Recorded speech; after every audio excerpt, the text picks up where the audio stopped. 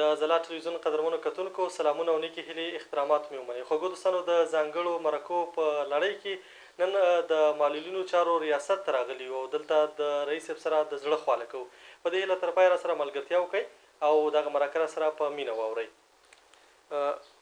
رئیس صاحب، تر هر څه وړاندې تاسو ته هم سلامونه. ډېره مننه چې موږ ته مو وخت راکړه. ښه به اوسي که د ځلا ټلویزیون قدرمنو کتونکو ته ځان معرفي کړئ. بسم الله الرحمن الرحیم. خیال صاحب په لومړي سر کې تاسو ته او نبي زاده صاحب ته ښه راغلاست وایم او د ځلا قدرمنو کتونکو ته خپل ځان ورپېژنم. عطاالله نوري یم، د ټولنیزو چارو شهیدانو او معلولینو رئیس په صفت باندې په کونړ ولایت کې دنده اجرا کوم او خپله کونړی یم. ډېره مننه. کیدای شي د خپلو زده کړو په هکله هم کتونکو ته معلومات ورکړئ. زده کړې مې په پاکستان هیواد کې تر ماسترۍ تر کچې کړي دي. ابتدایي زده کړې مې په ماڼوګي ولسوالۍ کې د ماڼوګي په لیسه کې د انقلاب نه مخکې تر 9 صنفه پورې رسولې وي. بیا چې کله مو هجرت وکړ، دیني زده کړې مې شروع کړې او په دیني زده کړو کې لیسانس سند مې ترلاسه کړ د وفاق المدارس نه. د هغې نه بعد پېښور یونیورسټۍ کې هم د ماسترۍ لپاره داخله وکړله او بیا په اعلی درجه باندې د ماسترۍ سند مې د پېښور یونیورسټۍ نه ترلاسه کړ. ډېر ښه. دا چې تاسې په کونړ کې د معلولینو د چارو رئیس په توګه دنده اجرا کوئ، د هغوی عمده ستونزې څه دي؟ د کونړ ولایت کې د معلولینو او د شهیدانو ورثو ستونزې زیاتې دي. لومړۍ ستونزه په کونړ ولایت کې د معلولینو او د شهیدانو ورثو د سرپناه ده. موږ ډېرې هڅې کړې دي چې د معلولینو لپاره، د شهیدانو د ورثو لپاره په کونړ ولایت کې د سرپناه لپاره نمرې پیدا کړو، خو په دې توانېدلې نه یي. د وحیدي صاحب په وخت کې د 1000 نمرو موږ سره وعده شوې وه چې په کونړ خاص ښارګوټي کې به 1000 نمرې معلولینو او د شهیدانو ورثو ته ورکولی کېږي، خو بدبختانه چې د کونړ خاص خلک دې ته آماده نه شو چې دلته په کونړ خاص کې یو ښارګوټی په منظم ډول باندې خلاص شي او تر څو چې مهاجرو ته او معلولینو ته او د شهیدانو ورثو ته نمرې پکې توزیع شي. دویمه ستونزه د معلولینو او د شهیدانو ورثو دا ده چې دوی ته دلته داسې فابریکې نشته چې هغوی پکې کار وکړي. دریم، کله کله د دوی معاشات ځنډېږي. د وزارت د خوا نه یا د وزارت مالیې د خوا نه موږ ته په وخت باندې بودیجه نه راکولی کېږي چې موږ معلولینو ته د هغې حقوق په وخت باندې ادا کړو. موږ ته روبوار پیسې راځي. معلولین تقاضا لري چې دوی ټول معلولین او ټول د شهیدانو ورثه په اوله روبه کې خپل حقوق ترلاسه کړي، خو متاسفانه چې موږ ته د دوی حقوق په 4 روبو کې راځي. موږ روبوار هغوی ته تقسیم اوقات له مخې توزیع لرو. په دې باندې کله کله هغوی لږ مایوسه کېږي چې موږ ته باید په کال اول کې ټول حقوق توزیع شي، خو د کال تر پایه پورې هغوی ته حقوق توزیع کېږي.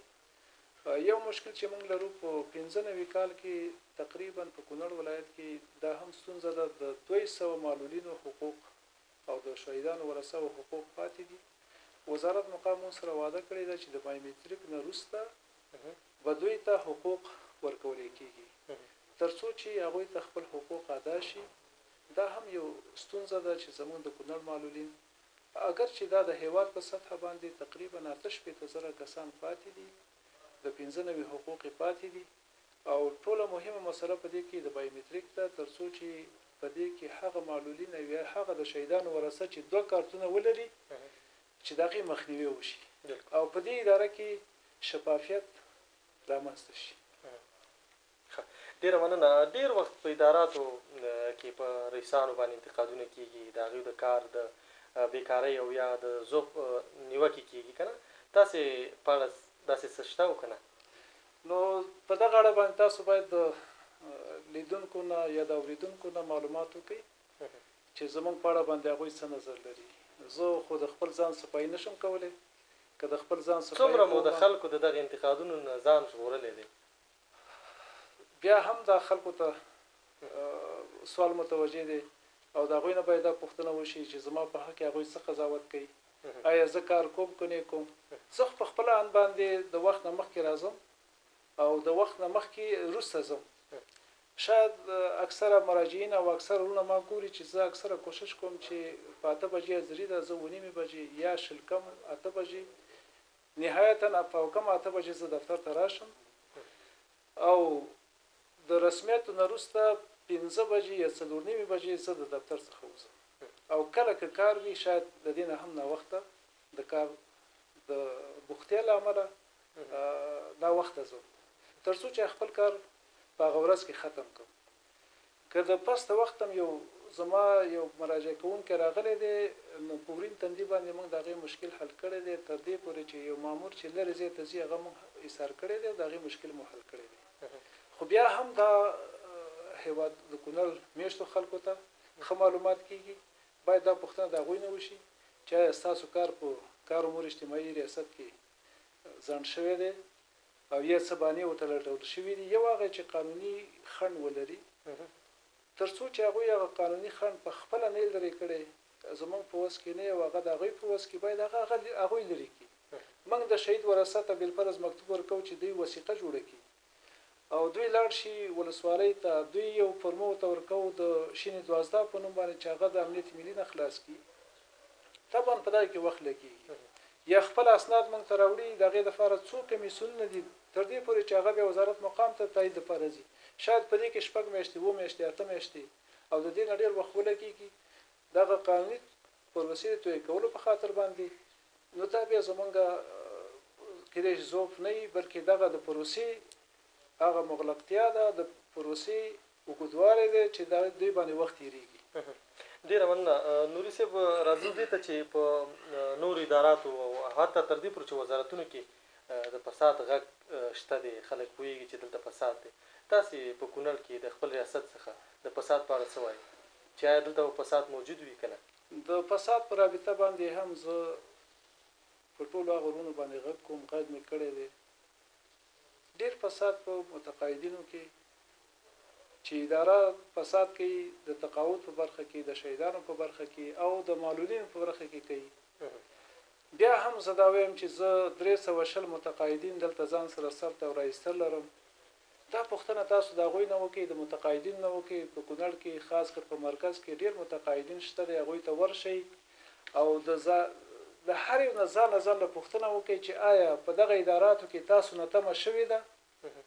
تاسو نه څه غوښتل شوي دي تر څو چې د هغوی د خولو نه تاسو واورئ همدارنګه د شهیدانو ورثو نه تاسو پوښتنه وکړئ معلولین موږ لرو د معلولین نه پوښتنه وکړئ چې تاسو نه په دې اداره کې تاسو د حقوق په توزیع کې اگر چې حقوق د متقاعدینو هم د بانک له طریقه دي د معلولینو هم د بانک له طریقه دي او د شهیدانو د ورثو هم د بانک له طریقه د عزیزي بانک او د باختر بانک او د کابل بانک له طریقه نو موږ سره د هغوی د حقوقو موږ صرف د هغوی دپاره حوالې جوړو حوالې مصروفیت ته ځي او بیا دوی ځي بانک کې خپلې پیسې اخلي موږ سره د هغوی په کونړ کې د څو مودې راهیسې دغې ته ده چې دا کومې ټاکل شوې حد پیسې دي دا د بانک له لارې توزیع کېږي تقریبا 15-16 کاله کېږي چې دوی ته د بانک له طریقه د پیسې توزیع کېږي البته متقاعدینو ته دا 2-3 کاله کېږي بلکې 2 کاله کېږي چې د بانک له طریقه توزیع کېږي مخکې هم د مستقل له طریقه هغوی افغانستان بانک ته به موږ هغوی ته عویز ورکوو او خپل عویز به یې وړو او پیسې به ورته ورکولې موږ په خپل لاس باندې نه متقاعد ته او نه د شهید ورثو ته پیسې نه دي ورکړي مخکې هم د افغانستان بانک له طریقه او اوس هغوی ته ځانګړي د بانک کارتونه جوړ شوي دي او د بانک کارت هر یو سره شته دی کتابچه د شهادت او کتابچه د معلولیت او کتابچه د تقاعد سره شته دی دا کتابچه زم د کارت بانک ته ځي خپل حقوق ترلاسه کوي ډېره مننه نوري صاحب د ولسمشر کرزي په دوره کې د معیوبینو کورنیو او یا معلولینو کسانو ته د کوپن په نامه باندې د میاشتې یو څه مرسته کېدله لکه غوړي چای لوبیا دغه مرستې اوس هم په کونړ کې شته دی او که نه ختمې شوي مخکې هم نه ده شوې نه معلولینو ته شوې ده نه د شهیدانو ورثو ته شوې ده متقاعدینو ته شوې ده اوس هم نشته ځکه چې زه د هغه وخت کې هم د کرزي صاحب په نیمه دغه کې دوره کې زه راغلی یم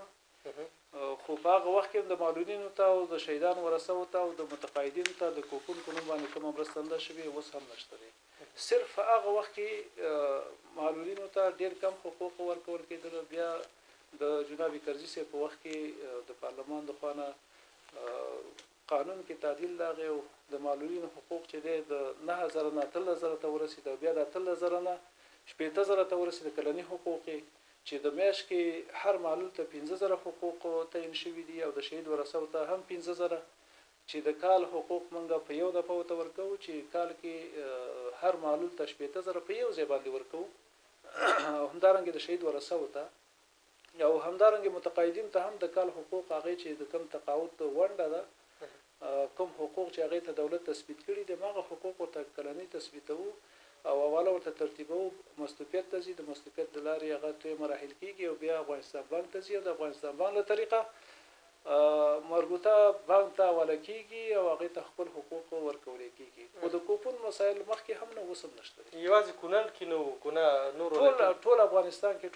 ټول ولایتو کې دا نشته د کوپون مسایل نشته پوخا البته دا پوخا یو ترجمه پوخا و د مامورین لپاره هم خو تاسو ګورئ چې مامورین لپاره هم کوپون نشته دي پوخا به د ارزاق او امریت یا مدیریت دغه اجناس برابرول او نازل قیمت باندې به مامورین ته او یا به وزن ته هغه د کوپون کتابچه چې بچا درلودل هغه ته به ورکول خو پیلند لپاره دا وجود نه لري مننه نوري صاحب تاسو معلولین کسان ته یو کتابچه جوړوي چې د هغې په اساس ورته د وزارت نه د کال سمرسته کیږي خو بیا ویل کیږي چې دا کتابچه د ستاسو لخوا نه د پیژنګلوي او خپلوي په اساس جوړیږي چې ډیر روغ خلک هم د دغه کتابچې څخه د معلولو پیسې اخلي او یا د معلولو په نوم باندې ثبت دي او دغه کلنۍ پیسې اخلي زه کاملا دا ردوم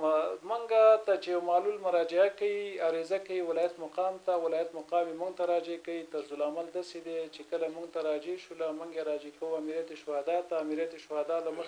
لخوا نه ورته یو فرم دو فرم ورکول کیږي چې دا د مربوطه ولسوالۍ نه په کوم ځای کې چې دا واقع شوی یو سړی د معلولیت ادعا کوي چې دا معلول شوی دی هغه ولسوالۍ ته دا راځي کیږي په هغه ولسوالۍ کې د امنیت ملي امنیت مدیر قومندان د ولسوالۍ ولسوال سیب دا تایید کوي چې دا پیښه شوې ده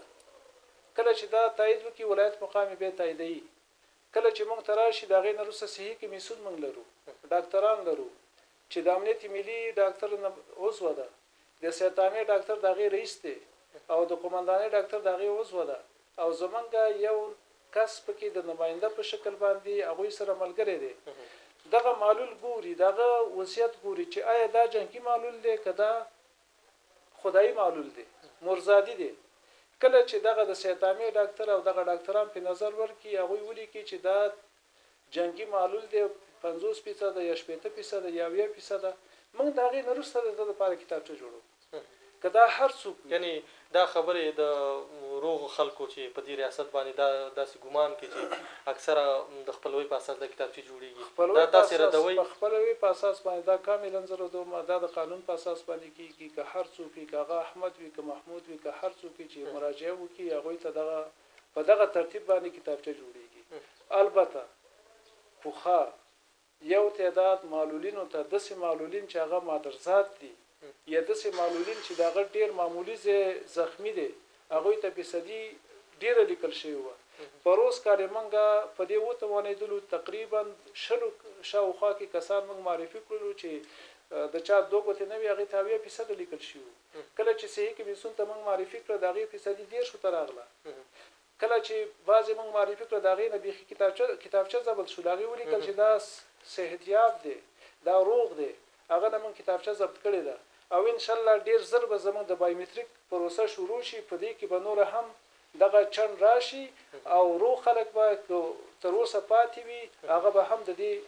قطار نه وځي او هغه کسانو ته چې واقعي معلولین دي هغه ته خپل حقوق ورکړي شي ډیر مننه نوري صاحب راځو دي ته چې تاسو سره تر اوسه په کونړ کې څومره مؤسسات همکار دي من سره د معلولینو په برخه کې ډیر کم مؤسسات دي البته بعضی نور مؤسسات شته چې په نورو برخو کې موږ سره کار کوي فعالیت کوي فعلا په کونړ ولایت کې د معلولینو په برخه کې موږ سره د سویډن کمیټه ده چې معلولین ته قرضې ورکوي او همدارنګه دغه د ډیو یا د ولټیو پرمختګ مؤسسه ده چې په کونړ ولایت کې معلولین ته فزیوتراپي کوي هغه ته مصنوعي اعضاء جوړوي هغوی چې هر مشکل لري موږ یې ورته معرفي کوو یا هغوی ته مستقیما مراجعه کوي د هغه مراجعې له مخې هغوی ته خدمات وړاندې کیږي فعلا دپاره د دې نه مخکې یونماس مؤسسه وه چې هغوی هغه زخمیانو ته او د شهیدانو ورثو ته هم کومک کوو بیړنۍ مرسته یې کوله چې 18 قلمه جنس یې ورته ورکوو چې تقریبا په 1996 کې د 600 فامیلو سره هغوی بیړنۍ مرسته هم کړې ده چې 18 قلمه جنس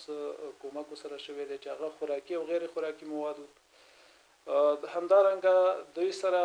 غټه مرسته هم شوې ده چې چاته رکشا اخیستلی شوې ده تر څو چې د هغوی خپل فامیل ته عاید لاسته راوړي زراعتي غواګانې ورته اخیستلی شوي دي یا د دوکان سودا ورته اخیستلی شوې ده د هغې نه مخکې موږ سره IRD مؤسسه وه IRD مؤسسې به هم بیړنۍ مرسته کوله او یا هغه ورونه چې هغوی به هیڅوک نه لرله او شهیدان شوي به د هغوی فامیلونو سره د تجارت په برخه کې مرسته کړې ده هغوی ته د دوکان وسایل اخیستي دي هغوی ته رخت اخیستی دی هغوی ته زراعتي غواګانې اخیستي دي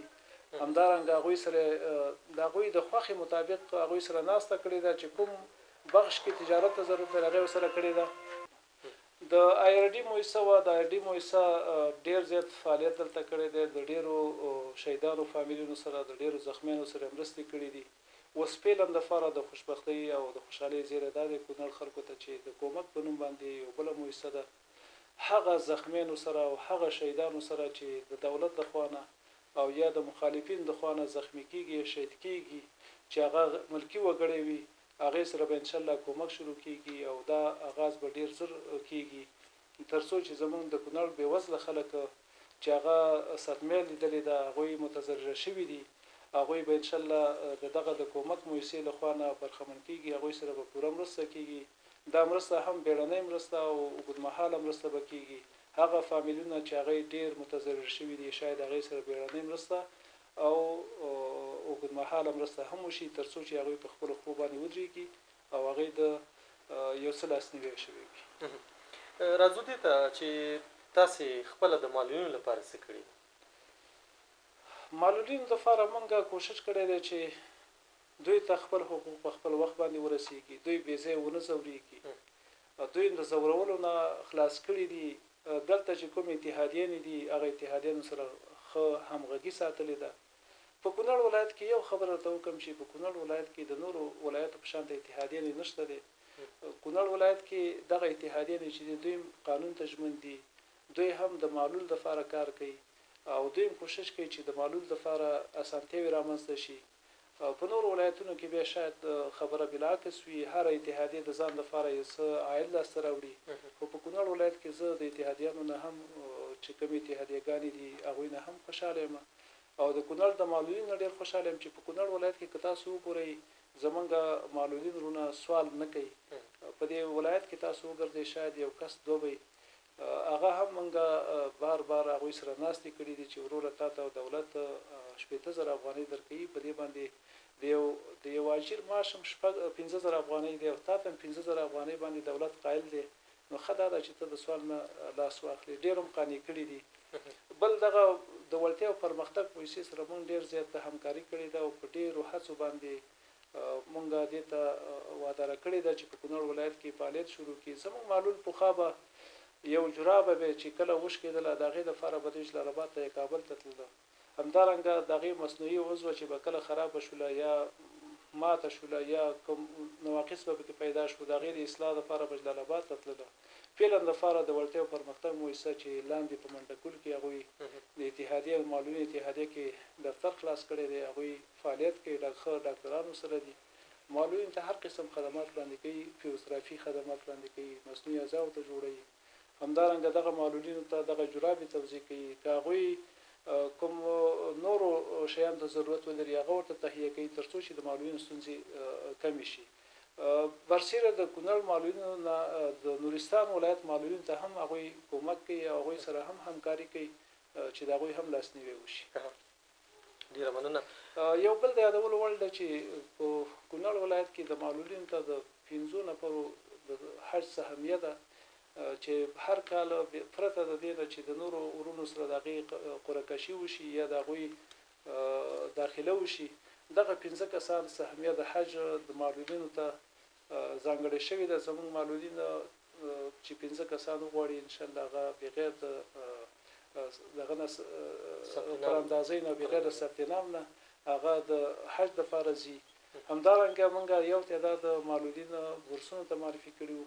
خو بعد وختانه چې زموږ معلولین ورونه په دغه بورسونو کې چې امتحان ته واخیستل شو یو کامیاب نشو یو تن موږ د ذاکر په نوم باندې یو معلول هغه هندستان ته تللی دی او آینده ان شاء الله زمونږ اسناد جمع کوو هغه معلولین یا د شهیدان ورثه چې هغه د 12 نه فارغ وي او استعداد ولري په انګلیسي باندې پوه شي هغه مونږ وزارت مقام ته معرفي کوو ترڅو چې په کانکور کې ګډون وکړي او د کانکور د لارې هغه کامیاب شي خې نمرې ترلاسه کړي هغه په کورسونو کې لاړ شي ډیره مننه نوري صاحب د مرکز پرته مو په ولسوالیو کې د معیوبینو لپاره څه کړي دي او له هغوی سره مو اړیکه څه ډول ده د مرکز نه علاوه په ولسوالیو کې موږ نمائندګي نه لرو رسمي البته اتحادیه‌ګانې لرو د هرې ولسوالۍ خپل اتحادیه معلومه ده د هغوی موږ سره رابطه ده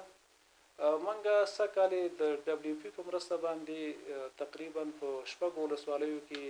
2000 بېوزله کورنیو معلولینو د شهیدانو ورثو ته 3 میاشتې مواد د شپول مویسي په همکارۍ باندې توزیع کړل چې هر معلول ته او هر بېوزله کورنۍ ته او هر یتیم ته او کونډې ته یوه بوجۍ د میاشتې وړه 15 کیلو غوړي 15 کیلو دال او څه مالګه دا د 3 میاشتو لپاره توزیع شوله او دا دغه معلولینو سره خاص کر د کونړ خاص د ماڼوګي د شیګل د وټپور او د مرکز او په دغه ولسوالیو کې دا توزیع شوله او آینده د فارم پلان ورکړی دی چې په نورو ولسوالیو ته هم دغه پروګرام وغځولی شي او زموږ بېوزله کورنۍ او خاص کر معلولین او د شهیدان ورثه دغه کومک نه برخمن شي ترڅو چې د دوی اقتصادي ستونزې لږ راکمې شي دا چې د زده کړو په اړه راته ووایي چې د هغو معیوبینو چې کولی شي زده کړې وکړي که څه هم تا په خپلو خبرو کې مخکې یادونه وکړه خو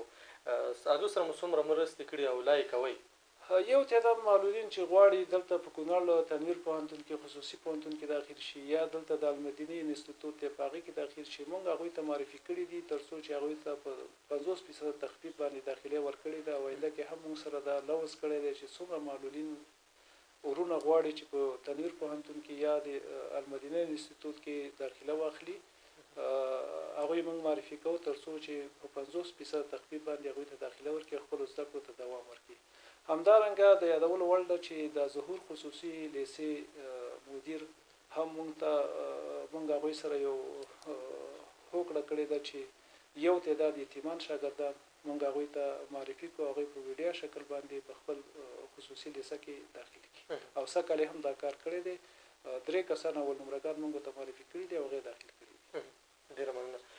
تاسې د معیوبینو کوم بهیر جوړ کړی چې وکولی شي هلته پکې خپلې لاسته راوړنې تر یو بل سره شریکي د معلولینو دپاره دلته موږ اتحادیه‌ګانې لرو همدارنګه د سویډن کمیټې په مرسته باندې موږ پروګرامونه لرو د هغوی د ارتقا د ظرفیت دپاره د هغوی د سره ناستې لرو ترڅو چې د هغوی یو بل سره خپل افکار تبادله کړي او خپلې ستونزې مطرح کړي دلته هم موږ په ریاست کې میاشتنۍ یوه غونډه لرو د SWG یا د مسؤلیت اجتماعي په نوم باندې په دې کې هم موږ دا ټولنې راغواړو ترڅو چې په دغه ګروپي په ګروپ کې دوی خپلې ستونزې مطرح کړي او دغه د لارې موږ د دې ستونزې په د ولایت مقام په جلسه کې مطرح کړو چې د هغې ستونزو ته رسیدګي وشي راځو د سپورټ برخې ته چې تاسې پکې د معیوبینو لخوا نه کومې لاسته راوړنې لرئ ستاسې ریاست سپورټ په برخه کې موږ دلته کوم پروګرام نه لرو البته په دې اخر کې د معلولینو د نابینایانو ټولنه ده چې هغوی تیر کال هم یو څه نمایش په لاره اچولی سږ کال هم پلان لري او موږ به هم انشاءالله مخکې یو نماینده راغلی و چې موږ غواړو چې دلته د سپورټ یو مسابقه دغه کړو خاص کر په کرکټ کې موږ سره ژمنه کړې ده چې موږ به تاسو سره لازمه همکاري کوو خو تر اوسه پورې موږ په کونړ ولایت کې داسې مناسب ځای هم نه لرو تاسو ته پته ده چې موږ دا یو میدان لرو چې دا هم د ځوانانو کفایت نه کوي او د معلولینو لپاره بیخي موږ کوم دا پروګرام نه لرو په آینده کې زه هیلهمند یم چې دغه د نابینایانو ټولنه هغوی یو فکر لري هغوی یو استعداد لري امید لرم چې دلته به انشاءالله دغه خپل پروګرامونه شروع کړي او وبځلیږي ډېره مننه راتلونکي کې په کومو پلانونو باندې کار کوئ؟ لکه تاسې خپلو خبرو کې وایي چې دغه د سپورټ برخه کې د دې نه علاوه په کومو پلانونو باندې کار کوئ تر څو معیوبینو د کونړ معیوبین د ټولو حقوقو څخه برخمن شي؟ په راتلونکي کې زه هیلهمند یم چې د معلولینو دغه کوم دغه چې د برخه چې دا زموږ نه جدا شي او دوی هوکړه شوې ده په کابینه کې بالکل دا مسله پاس شوې ده چې د شهدا او معلولین په مستقله اداره باندې بدلیږي او امید لرم چې په ډېر نږدې راتلونکي کې به دا جدا شي. خو بیا هم موږ چې پلان لرو، زما خپل دغه دا دی چې پلان دا دی چې ډبلیو پی سره موږ خپل پلان شریک کړی دی چې موږ د هغوی نه تقریبا د 15,000 شاوخوا کې فامیلو سره مرسته راجلب کړو. همدارنګه د معلولینو لپاره د حرفوي زده کړو پروګرامونه دلته برابر کړو. همدارنګه داسې یو فابریکه موږ دلته جوړه کړو چې په هغې کې خاص کر معلولینو د صابون فابریکه شوله یا بل داسې یو فابریکه چې هغه عاید ولري او بازار ولري. دا معلولین ته موږ جوړه کړو چې معلولین پکې کار وکړي او د دغې فابریکې د لارې فابریکه هم په خپل باندې وځي او خپل ځان ته عاید لاسته راوړي. همدارنګه د معلولین لپاره دا ټولنې موږ نورې منظمه کړو تر څو چې په ولسوالیو کې په منظم شکل باندې خپل حقوقو لپاره هلې ځلې وکړي. بل هم د ښاروالۍ سره یو بل پلان شریک کړی دی چې کوم آبادیانې چې کېږي که هر آبادي کېږي باید د معلولینو لاسرسی ورته وي، هغوی ته رپونه جوړ شي چې معلول وکولی شي چې په اسانه توګه باندې هغې ته وخیږي او هغې ته لاړ شي او لاسرسی ورته پیدا کړي. دغه راتلونکي زموږ پلانونه دي چې معلولینو ته اسانتیاوې په کونړ ولایت کې پیدا شي. بل د جناب معاون صاحب د ولایت په مشرۍ باندې یو هیئت ټاکل شوی دی چې ولایتي شورا د هغې په راس کې ده. دوی غواړي چې په کونړ ولایت کې داسې دولتي ځمکه پیدا کړي چې معلولینو ته او د شهیدانو ورثه ورته پکې لومړی توضیح شي. البته که چېرته په دې ونه توانېدله دوی به بیا جلال آباد ته ځي، د جلال آباد مشرانو سره به دوی ناستې لري تر څو چې په جلال آباد کې زموږ د معلولینو ته او د شهیدانو ورثه ورته خصوصا هغه شهیدانو ته چې هغوی خپل ځانونه د وطن په دفاع کې په نظامي لیکو کې قرباني کړي دي چې د هغوی کورنیو ته یو مناسب ځای پیدا شي تر څو چې هغوی په هغه مناسب ځای کې خپل سکونت اختیار کړي. که هلته مو نه توانېدل نو بیا به کابل ته ځي. دغه تقریبا 9 کسیز پلاوی دی چې د هرې ادارې نماینده پکې شته دی او زموږ د ریاست نوري صاحب دمه اخلو لنډه دمه له دمې وروسته بېرته راګرځو. خوږو کتونکو پاتې مرکه راسره وګورئ.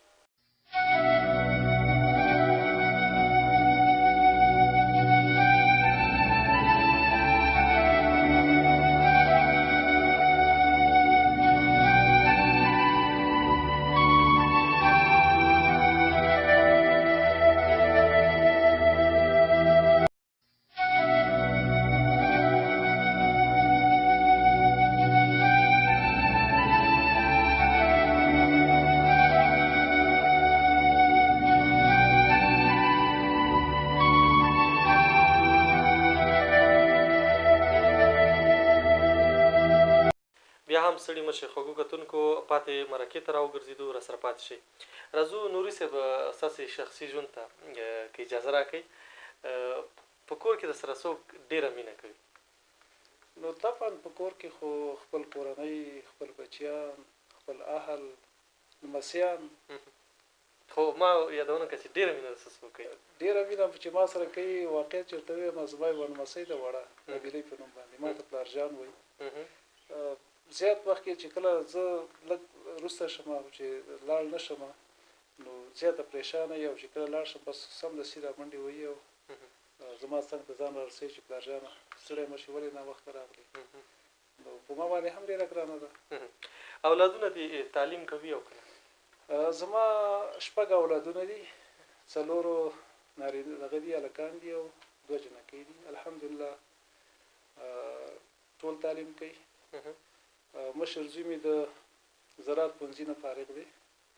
تقریبا دا 2 کاله کېږي. ورپسې زوی مې هم د طب پوهنځي نه د پنجشنبې په ورځ باندې فارغ شو او 2 لا اوس هم تعلیم کوي. ډېر کله چې تنها شي زړه دې غواړي چېرته لاړ شي، چکر ووهي، تفریح وکړي؟ البته لورګانې هم تعلیم کوي او زه غواړم چې لورګانو باندې هم تعلیم وکړم چې دا خبره پاتې نه شي. کله چې زه تنها شم زړه مې چکر ته کېږي، ډېر زړه مې کېږي چې سیند غاړې ته لاړ شم یا باغ ته لاړ شم، خو بدبختانه چې په کونړ کې دا شرایط نشته دی. نو دغه البته سیند شته دی خو ډېر باغات نشته دی. کله کله پخوا به زه د سیند غاړې ته تلم، بیا دا چکر به مې ډېر واهه تر دې پورې چې کله زه استاد وم په چغسرۍ کې په اسداباد مرکزي روزنتون کې د پوهنتونه پورې به زه پیاده تلم او بېرته به د هغه ځای نه واپس راتلم د سیند په غاړه باندې. نو چکر مې ډېر خوښېږي، یعنې پیاده مزل او چکر بیا د سیند په غاړه ډېر خوند کوي. که چېرته په لاره کې یو معیوب وویني چې سوال کوي څه احساس کوئ؟ ډېر خفه کېږم. کله چې معلول زه وګورم چې هغه په ډېر بد حالت کې دی، یقینا چې زړه مې ډېر دردېږي او ډېر زیات افسوس هم راځي چې دا د هېواد ناخوالې دي چې زمونږ هر وګړي ته یو صدمه رسولې ده او زمونږ ځوانان د هغوی نه لاسونه د چا نه سترګې او د چا نه خپې اخیستې دي. په هغې مې ډېر زړه درد کوي او بالخصوص د کونړ معلولین، حتی چې په کابل کې زه معلول وګورم ماته یو درد احساس کېږي او په دې ارمان یم چې کله به زه په افغانستان کې داسې حالت ګورم چې د امن فضا به وي، صلح به وي، امنیت به وي او په ارامه توګه به زه د یو ولایت نه بل ولایت ته سفر وکړم. زما دا ډېر خوښېږي چې زه نور ولایتونو ته هم لاړ شم، د هغوی د دود دستور نه هم خبر شم، خو متاسفانه چې ناامني زمونږ دغه لاره ډب کړې ده. په آخر کې مې ټولو ځوانانو ته پیغام دا دی چې تعلیم او تربیت ته ډېره توجه وکړي تر څو چې راتلونکی هېواد مو په تعلیم باندې ابادېږي او د وحدت دپاره د اتفاق دپاره کار وکړي او د خپلو ولسونو د هوساینې دپاره. ځوانان د ټولنې مټې دي او دولت نه مې غوښتنه دا ده چې ځوانانو ته موقع ورکړي تر څو چې دغه ځوانان دي چې د هېواد په ابادۍ کې برخه اخلي او هېواد ابادوي او د ټولنې ټولو وګړو مشکلات توجه وکړي تر څو چې وګړي مو دا احساس پیدا کړي چې واقع دا دولت زمونږ په خدمت کې دی او په دولت باندې ښه باوري شي. او په آخر کې ما غوښتنه دا لرم چې زمونږ ټول ځوانان خویندې ورونه باید تذکرې واخلي او په تذکرو باندې سټیکرې ولګوي تر څو چې په انتخاباتو کې مونږ سالم روغ پیاوړي کسان انتخاب کو او زمونږ نمایندګي وکړي او زمونږ دپاره د دولت نه حقوق وغواړي او کونړیانو ته کوم چې لازم دي هماغسې حقوق ورکړی شي او زمونږ صحیح خدمتګار وګرځي. په آخر کې ستاسو نه مننه، د خیال صاحب نه مننه، د نبیزاده صاحب نه مننه او د ټولو کتونکو نه مننه چې زمونږ دا مرکه ګوري. په الله مسپارم. السلام علیکم ورحمت الله. ډېره مننه د کونړ د معیوبینو او معلولینو چارو رئیس ښاغلی عطاالله نوري چې د ژوند د دې مصروفو شېبو موږ ته وخت راکړه او د معیوبینو مشکلات مو هېوادوالو سره شریک کور مودام ژوندي اوسئ. تاسو نه مننه، آباد اوسئ. د ځلا تلویزیون قدرمنو کتونکو، تاسو د عطاالله نوري صاحب خبرې واورېدلې چې کومې پوښتنې چې تاسو موږ ته رالېږلې وې چې د کتابچې په جوړولو کې وې، تاسو واورېد چې دغه یوه شفافه پروسه ده او دلته دوی خپل یو هیئت لري. کله چې دغه کتابچه جوړېږي دغه له پروسو تېرېږي، داسې د خپلوۍ او د دوستۍ په بنا نه کېږي او داسې نور مشکلات او دغه پوښتنې چې تاسو موږ ته رالېږلې وې له ښاغلي نوري صاحب څخه مو وکړلې، په دې هیله ستاسې خپله ځواب موندلی وي. تر بیا او بلې مرکې د خدای په امان ښه اوسئ.